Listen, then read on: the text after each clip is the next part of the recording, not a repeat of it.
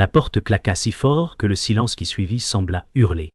La pluie battait contre les vitres, et chaque goutte résonnait comme un reproche. Camille Durand sentit le froid glisser sur sa nuque. Antoine Morel dit « Ago, si tu pars maintenant, je ne te le pardonnerai jamais. » Yo, sa voix tremblait entre colère et désespoir. La lumière jaune du couloir vacillait, dessinant sur leur visage des ombres déchirées. Elle voulait parler, mais aucun mot ne franchit ses lèvres. Son cœur battait trop vite, le sol semblait bouger sous ses pieds. Lucie Bernard observait depuis la porte, figée, les doigts crispés sur son manteau. Point. Une odeur de pluie et de peur emplissait l'air. Antoine Morel avança d'un pas, ses yeux brûlants de regrets contenus. Camille Durand pensa, sans le dire, que peut-être tout était déjà perdu. La porte vibra une dernière fois derrière elle, comme pour sceller un destin. Dans le couloir, une ombre passa. Quelqu'un avait entendu. Le matin suivant, la pluie avait cessé mais la ville semblait encore pleurer. Camille Durand resta immobile devant la fenêtre, observant les toits gris. Lucie Bernard entra doucement avec 2 tasses de café. Lucie Bernard dit « Yoga, tu n'as presque pas dormi ?» Camille Durand murmura « Yoga, il n'a pas essayé de comprendre. » Le silence pesa entre elles, chargé de ce qu'elle ne disait pas. Dans la rue, une voiture passa, brisant la torpeur. Lucie Bernard posa la main sur son épaule, mais Camille Durand ne réagit pas. La tasse trembla dans sa main. Le souvenir d'Antoine Morel écrasait encore son regard, sa voix. Le soleil tenta de percer les nuages, sans succès. Et si cette nuit n'était que le début de leur chute? Antoine Morel erra dans la rue mouillée, ses pas résonnant contre les pavés. Le ciel était bas, l'air chargé d'odeurs de fer et de regrets. Il revoyait le visage de Camille Durand, ses yeux remplis de douleur.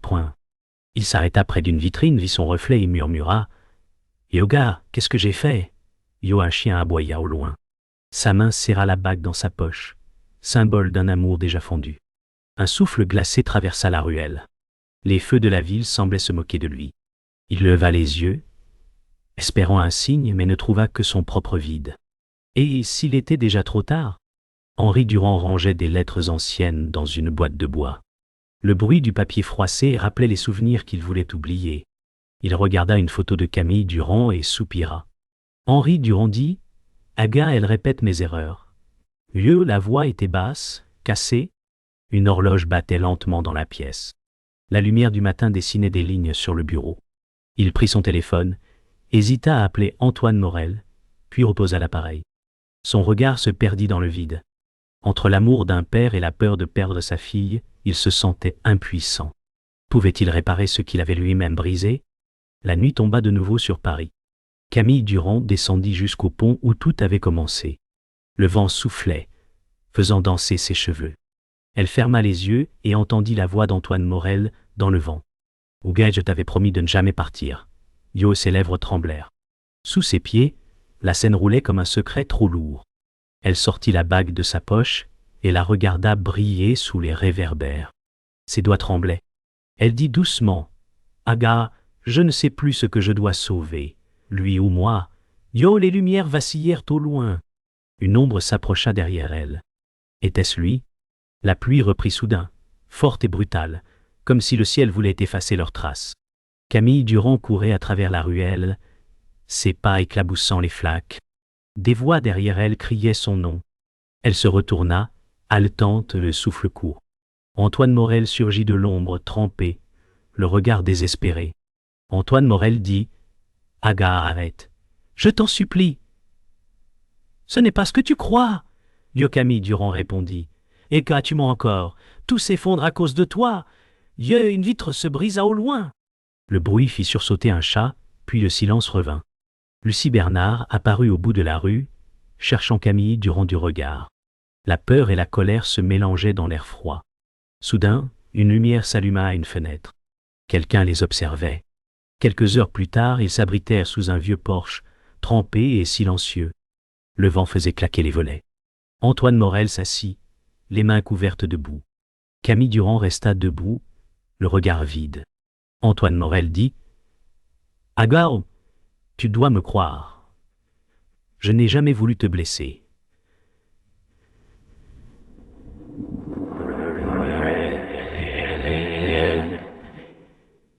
Yo, Camille Durand répondit. Eh ben, mais tu l'as fait. Et maintenant je ne sais plus qui tu es. Yo, Lucie Bernard, épuisé, s'appuya contre le mur. Le silence n'était interrompu que par le bruit lointain de la Seine pétrie. La pluie s'était calmée, mais le froid demeurait. Camille Durand leva les yeux vers le ciel gris et dit « Ogo, pourquoi tout semble-t-il si faux ?» Yo, un éclair illumina la rue, révélant une silhouette au loin, immobile. Henri Durand entra dans un bureau aux rideaux tirés. Un homme l'attendait, costume sombre, regard froid. Sur la table, des photos de Camille Durand et Antoine Morel. Henri Durand dit « Eh gars, vous avez promis qu'elle ne saurait jamais. » Yo, l'homme répondit calmement « Yoga, les promesses ne valent rien quand le cœur trahit. » Yo, la voix de Henri Durand se brisa. Il savait que tout avait commencé à cause d'une dette ancienne. Un secret trop lourd. À travers la fenêtre, la pluie reflétait des éclairs d'argent. L'homme prit une cigarette, alluma lentement. Il dit « Au gars, Antoine Morel est un risque. Il doit disparaître. » Henri Durand ferma les yeux. Était-il prêt à perdre sa fille pour protéger son passé? Le lendemain, Camille Durand retrouva une vieille femme au café du Canal Pompée. Elle s'appelait Margot Lefebvre et semblait la connaître depuis toujours. Margot Lefebvre dit « Ogo, ton père t'a caché bien des choses. » Camille Durand fronça les sourcils. Le café sentait le sucre et le tabac froid. Margot Lefebvre sortit une lettre usée de son sac Wamba. « Ogo Lila, quand tu seras prête, elle vient de lui. » Le ton de sa voix portait une douceur triste. Camille Durand sentit un frisson. Autour d'elle, les clients parlaient bas, comme s'ils savaient que ce moment comptait. Margot Lefebvre dit « Ogo, l'amour n'efface pas la vérité, il la rend supportable. » Une larme glissa sur la main de Camille Durand. Devait-elle ouvrir cette lettre? Le soir, Camille Durand rentra chez elle, la lettre encore scellée. Elle la posa sur la table et resta debout. Antoine Morel frappa à la porte. La tension se fit immédiate. Antoine Morel dit « Aga, il faut que tu saches tout. » Camille Durand répondit « Aga, je ne veux plus de mensonges. » Il entra, le regard suppliant. Sur la table, la lettre semblait attendre son heure. Henri Durand apparut soudain dans l'encadrement de la porte. « Oh, ne la lis pas, dit-il d'une voix grave. Le silence coupa l'air comme un couteau. Camille Durand ferma les yeux. Elle comprit que tout allait changer. Et pour la première fois, elle ne voulait plus fuir. Le soleil perçait timidement à travers les rideaux. L'appartement semblait enfin en paix. Camille Durand préparait du café, ses gestes lents, comme si elle craignait de briser le calme fragile. Antoine Morel entra, souriant, tenant une rose blanche. « Oh, on pourrait tout recommencer, » dit-il d'une voix douce. Elle voulut y croire, mais son regard hésita. Lucie Bernard arriva avec une enveloppe scellée, prétendant qu'elle venait du notaire.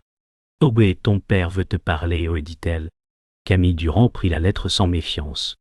Dans le reflet du miroir, un léger mouvement derrière la porte la fit tressaillir. Elle pensa à rêver. Pourtant, Jacques Vasseur observait depuis l'ombre du couloir. L'après-midi, Camille Durand et Antoine Morel marchèrent au bord de la Seine. Le vent faisait voler ses cheveux. Antoine Morel dit « Aga, je sais que j'ai menti. Mais tout ce que j'ai fait, c'était pour te protéger. »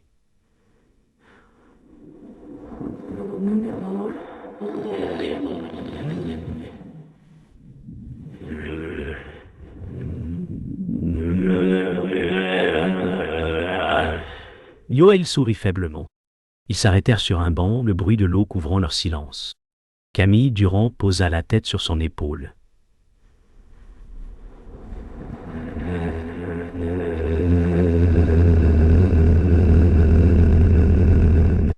L'instant sembla vrai, presque pur.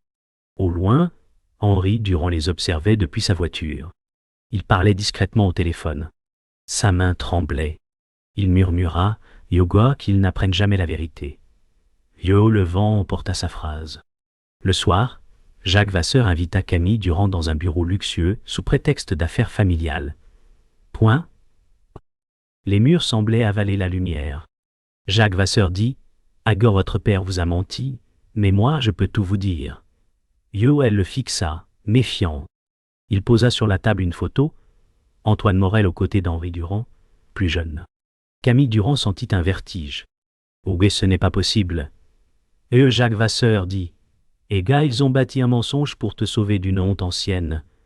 Yo, sa voix se fit douce, presque compatissante. Camille Durand sentit sa gorge se serrer. Tout ce qu'elle croyait s'effondrait. Était-ce lui, le seul à dire la vérité? Camille Durand retourna chez elle, le cœur en feu. Antoine Morel l'attendait, inquiet. « Aubé, où étais-tu » demanda-t-il.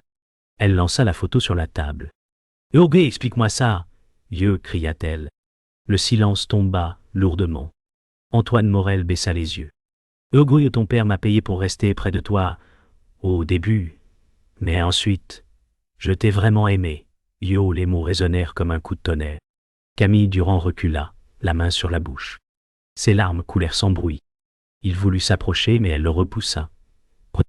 « Aubé, ne me touche pas » cria-t-elle. La tasse tomba et se brisa. Dans le couloir, Henri Durand écoutait, la honte gravée sur son visage. Le silence s'étira. Camille Durand s'assit sur le sol, les éclats de porcelaine autour d'elle. Ses mains tremblaient. Antoine Morel dit « Oh gars, je ne voulais pas que tu le découvres ainsi. » Oh, elle répondit. La voix brisée.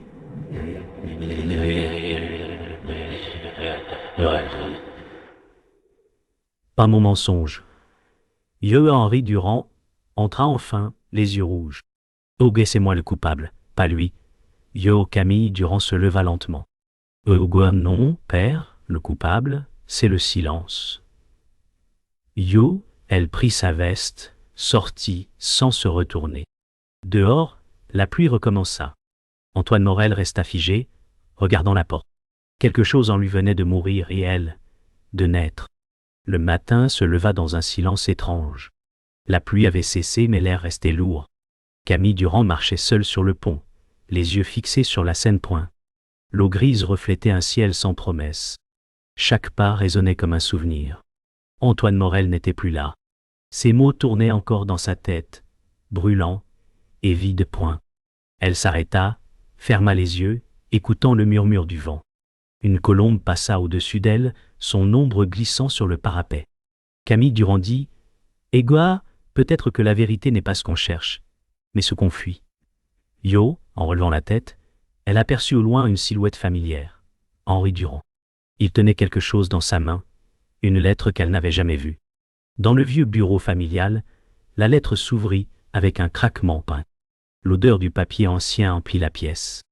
La voix d'Henri Durand tremblait en lisant. « Aubé à ma fille que j'ai voulu protéger du passé. » Ces mots se mêlaient à ceux du souvenir. Camille Durand se voyait enfant, riant dans le jardin.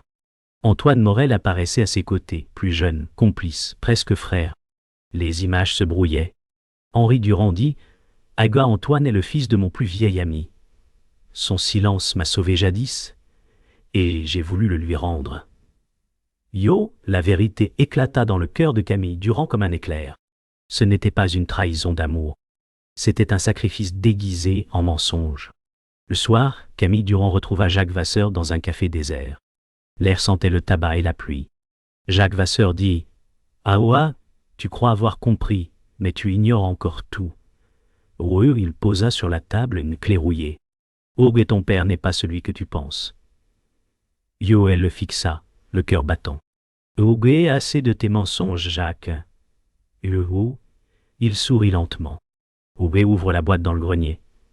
Tu verras pourquoi Antoine a tout caché. » Son ton n'avait rien d'une menace. C'était une promesse. Le tic-tac d'une horloge couvrit le silence. Camille Durand sentit la peur revenir, mais cette fois, elle n'avait plus envie de fuir. Sous le grenier, la lumière oscillait entre ombre et vérité. Camille Durand ouvrit la vieille boîte. À l'intérieur, des lettres signées d'un autre nom, celui de Jacques Vasseur. Henri Durand monta lentement les marches. « Oh, tu n'aurais pas dû venir ici, » dit-il d'une voix lasse. Elle le regarda, tremblante. « Dis-moi seulement pourquoi. » Henri Durand répondit. « Aga, parce que j'ai détruit la vie de ta mère.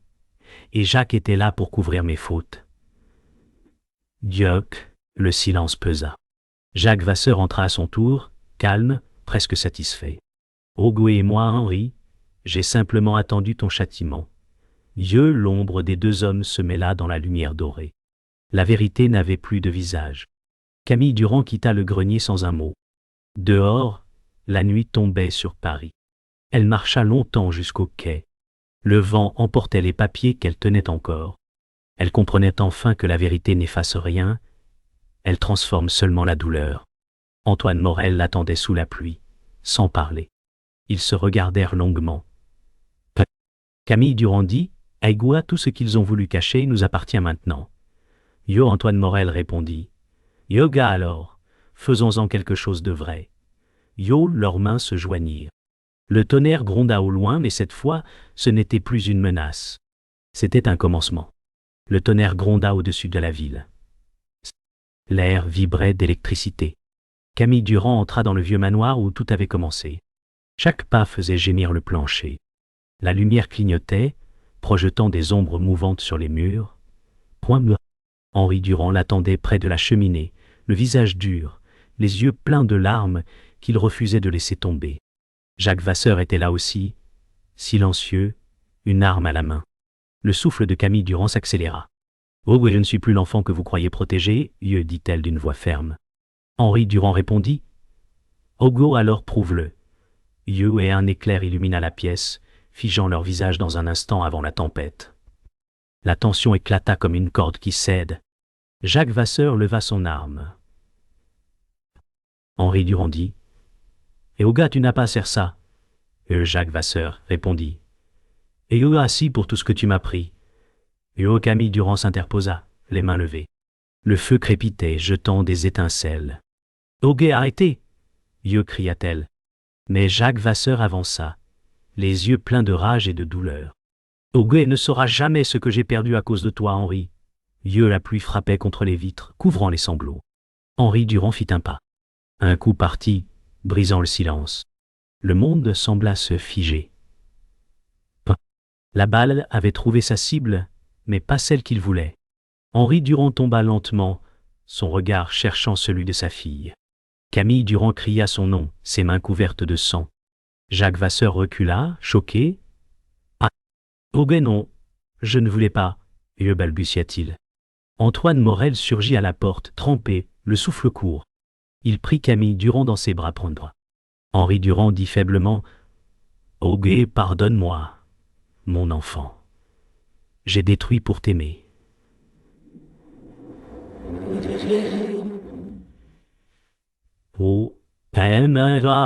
Son souffle s'éteignit dans un murmure. Le silence revint, plus lourd que jamais. Camille Durand sentit tout s'écrouler autour d'elle, comme si le monde avait cessé de tourner. Le tonnerre s'éloignait, mais la tempête continuait dans leur cœur. Antoine Morel se releva lentement. Jacques Vasseur lâcha son arme, le regard vide. « Hugo, tout est fini, dit-il. » Camille Durand répondit. « Hugo, non, tout commence ici. » Elle ramassa la lettre tombée près du corps de son père. C'était une confession signée par Jacques Vasseur. Il avait trahi Henri Durand, il y a longtemps, et cette nuit, la vérité s'était retournée contre lui. Antoine Morel dit. « Aouga, tu dois décider maintenant, Camille. Vengeance ou paix ?» Le feu crépita derrière eux, brûlant les restes du passé. Camille Durand leva les yeux.